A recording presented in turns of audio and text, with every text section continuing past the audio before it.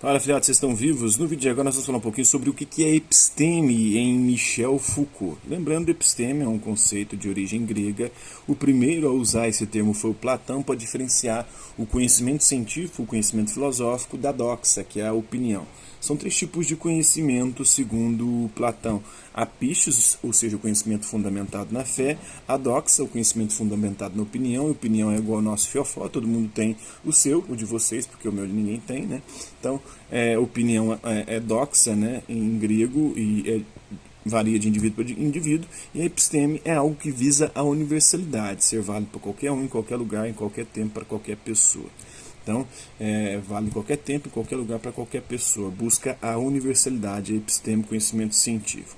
E sabemos também que o Michel Foucault, ele trabalha a questão do saber, do conhecimento científico, como algo relacionado ao poder, e um poder que é exercido para nos subjugar e para nos tornar dóceis. Então a ciência, de alguma maneira, ela quer nos dizer como a gente deve viver, como a gente deve agir, e por isso ela é um saber poder, é um saber que acaba entrando, entremeando as relações sociais e estabelecendo relações de poder entre os indivíduos de uma determinada sociedade e nos subjugando, querendo nos disciplinar, nos docilizar e de alguma forma exercer um biopoder, um poder sobre a nossa vida. Era o que o Michel Foucault dizia na sua teoria do saber-poder, que inclusive ele vai pegar essa inspiração lá no Francis Bacon, um filósofo do início da modernidade, que vai dizer saber é poder, ou seja, o conhecimento científico, o saber, ele nos dá poder sobre a natureza e uns sobre os outros. Então o episteme pega isso e vai dar continuidade a essa perspectiva, vai pegar um pouco de Nietzsche também para falar sobre a genealogia do poder e de como ele vai ser, os discursos epistêmicos vão sendo construídos ao longo da história com esse objetivo de estabelecer essas relações, né, um domínio agora que é horizontal, né, permeado, uma estrutura que nos domina, que mata o sujeito, que mata a nossa individualidade. E é isso, né? Foi uma seguidora do meu Instagram que pediu para falar sobre esse tema, inclusive relacionado com a pandemia. E a pandemia veio fazer isso, né? A ciência, o que ela fez? O saber epistêmico da ciência. Ela quis determinar um poder sobre a nossa vida, sobre a nossa existência, e é isso que está acontecendo de fato. Ela nos indicou para que ficássemos em isolamento, para que ficássemos afastados, para que não houvesse todos um contágio nem em massa de todos ao mesmo tempo, porque isso poderia sobrecarregar o sistema de saúde, aí não tendo como atender todo mundo, as pessoas morreriam nos corredores, os índices de morte seriam muito mais altos e assim sucessivamente, principalmente em países não tão desenvolvidos ou com um sistema público de saúde não tão satisfatórios para atender a população. E foi isso que tentou ser feito no Brasil, mas acabou que não aconteceu. Mas mesmo assim, ainda continuam pessoas em isolamento, pessoas que estão restringindo a sua saída de casa, e é interessante a gente pensar isso nessa perspectiva para o Foucault, né? Então, para o Foucault, o que é episteme, né? Por episteme entende-se, na verdade, o conjunto de relações que podem unir em uma dada época as práticas discursivas que dão lugar a figuras epistemológicas, né? A ciência, eventualmente, a sistemas formalizados. Então, é a ciência que estabelece a episteme, né? Esse discurso que é um saber-poder que busca ter o controle e o domínio, né, sobre a nossa vida, querendo nos disciplinar, nos uniformizar no comportamento, né? O modo segundo o qual em cada uma dessas formações discursivas se situa e se realizam as passagens à epistemologização, ou seja, a episteme, saber científico, que busca dominar e controlar a nossa vida, a cientificidade, a formalização, a repetição desses limiares que podem coincidir, ser subordinados uns aos outros ou estarem defasadas no tempo, né?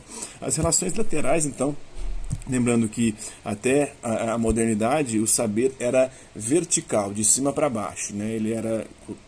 Ele se exercia, né? Do Papa, por exemplo, na Idade Média, porque a Igreja era a instituição mais poderosa para os fiéis, e depois no absolutismo do rei para os súditos. Então era um saber vertical, exercido de cima para baixo. Agora o saber horizontal, esse saber poder que vem em especial da ciência, um discurso que se dá através da ciência para nos controlar, nos dominar e exercer de modo burocrático ou estabelecer essas relações de poder, onde o sujeito não tem mais autonomia, independência e liberdade alguma. Nós estamos totalmente subjugados, apesar de que há resistência nossa, né, nas nossas relações em relação. Então todo poder é poder relacional, é um poder de relação, né? Então estarem defasados nos tempos, relações laterais que podem, né, horizontais, que podem existir entre figuras epistemológicas. Hoje todo mundo vigia todo mundo, né, o vigiar e punir, é uma vigilância e um controle, a própria pandemia aconteceu isso, né, esse vigiar e punir durante a pandemia, as pessoas denunciando as pessoas que estavam furando quarentena, indo para festas, se aglomerando, né, tudo isso aconteceu durante a pandemia e tudo isso está dentro da obra do Michel Foucault.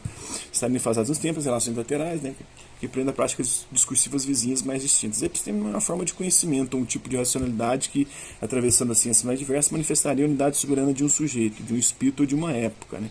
Então não é do sujeito, do espírito de uma época, o conjunto das relações, é sempre relação. O poder sempre se estabelece na relação entre indivíduos, né? Não há poder isolado ou poder de um sujeito sobre os outros. O poder se dá sempre na relação que acontece entre uns e outros, né? Que podem ser descobertas para uma época dada entre as ciências quando essas estão analisadas no nível das regularidades discursivas. A partir da Revolução Científica e do Iluminismo principalmente, esse saber instrumental, que vai falar a Escola de Frankfurt, né? Ele se torna um instrumento de dominação, de controle, de uniformização, né, de docilização, de subjugação e de disciplinação da nossa vida, né? E que exerce um poder sobre a nossa vida, sobre a nossa existência. Depois vem o Mbembe, né, que vai falar da necropolítica, não só sobre a vida, mas também sobre a morte. Esse saber poder ele acaba acontecendo. Então a descrição da episteme apresenta, portanto, diversos caracteres, né, essência, abre um campo inesgotável, não pode nunca ser fechada, não tem por finalidade reconstruir o sistema de postulados a que obedecem todos os conhecimentos de uma época, mas sim percorrer um campo indefinido de relações. Além disso, a episteme não é uma figura imóvel que surgido um dia seria convocada a apagar-se bruscamente. É um conjunto indefinidamente móvel de escansões, de defasagem, de coincidências que se estabelecem e se desfazem, né? Ela exerce, né, o domínio e o controle, mas também sofre a resistência. E essas estruturas, né, uma espécie de estruturalismo, acaba nos sufocando enquanto indivíduo, enquanto autônomos, enquanto livres e nos subjugando, né? A episteme ainda, como conjunto de relações entre ciências, figuras epistemológicas, positividades e práticas discursivas, permite compreender o jogo das equações e das limitações que em um momento determinado, né, se impõe ao discurso. Mas essa limitação é aquela que negativa opõe o conhecimento, a ignorância, o raciocínio, a imaginação, a experiência já acumulada, a fidelidade às aparências, as inferências, as deduções do maneio. A episteme não é o que se pode saber em uma época, tendo em conta insuficiências técnicas, hábitos mentais ou limites colocados pela tradição. É aquilo que na positividade das práticas discursivas torna possível a existência de figura epistemológica da ciência. Então a episteme é uma interrogação que só acolhe o dado da ciência a fim de se perguntar o que é, para a ciência, o fato de ser conhecida. No enigma do discurso científico, então é sempre através do discurso que se dá, que acontece isso, né, que ela põe em jogo o seu direito de ser uma ciência.